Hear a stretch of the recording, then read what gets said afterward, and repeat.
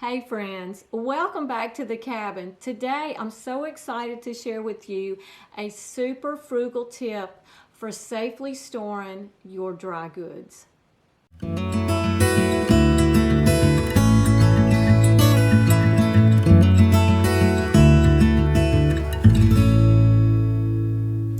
Well, I know that there's a lot of like-minded ladies out there like me that are striving to look well to the ways of their household. And one of the ways that we do that is we preserve food and put food by in as many diverse ways as we can. And one of those is dry goods storage, such as your rice and your beans.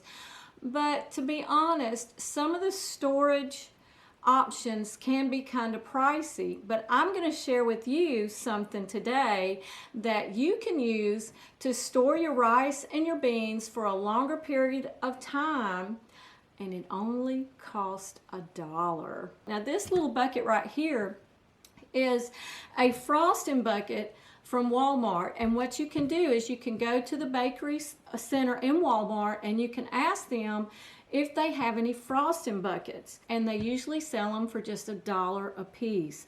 The lid on this bucket, first of all, it will snap. It'll snap down secure, but it has a rubber gasket all the way around it. And that's what makes this so valuable for storing your dry goods. Another trick that you can do is when you store your rice or your beans like this, and I like to do this with rice especially, but when you store them, throw a bay leaf in there. Bay leaf deters insects. They hate it. They won't go near it. So throw your bay leaf in your dry goods. That's going to help you. And get these dollar buckets. Now I'm going to show you what I got when I asked the other day. Now I've had this bucket a while. I think it says $6.20 on it, and it's still got a little bit of rice in it. This was the second bucket when I bought some rice last year, and I had put it in a couple of these small buckets. But I got this bucket for $1. This is a 5-gallon bucket, and it's a frosting bucket, and it also has the rubber gasket in it. So now that's a lot. That's a big bucket, so I probably won't use it for my rice, but this would be great for wheat berries or some of the grains that you're wanting to have on hand to grind up so you have your freshest flour as possible. It's much healthier for you. This would be perfect for that. Now I think there's a little bit of frosting residue still on here because I just got this and they washed it up real quick at Walmart, so I've got to go back and rewash it. And anytime that you get these, you want to wash them thoroughly, but also make sure they air dry thoroughly. No moisture at all. So it may take a day or two.